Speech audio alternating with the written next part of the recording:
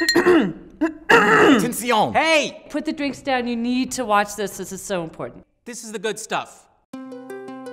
I saw Morris, based on the novel by Ian Forster, here on Capitol Hill at a movie theater that no longer exists. It was the first time I saw a character that I identified with, despite the tragedy. In my teenage years, there was very little representation for me to sort of see. I think if you don't see yourself reflected in the world around you, it could be easy to feel a little lonely.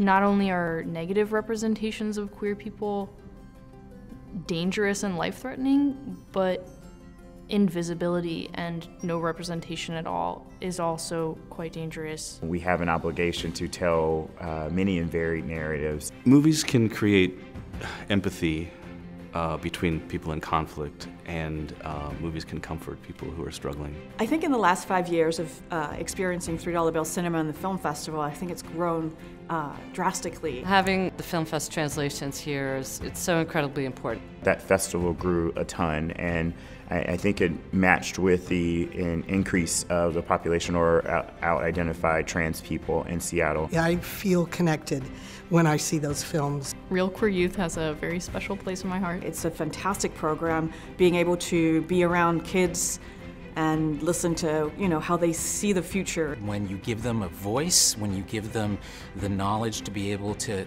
express that voice in film, it's wonderful to watch. Uppermost for me would, of course, be the Lesbian Gay Film Fest, known now as TWIST.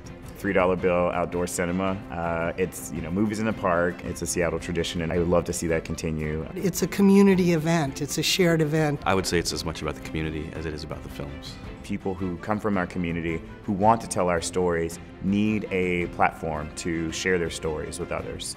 You can be a part of that. We need folks to support the work that we're doing. We are one of the only organizations in Seattle that puts on this kind of programming, that develops queer filmmakers.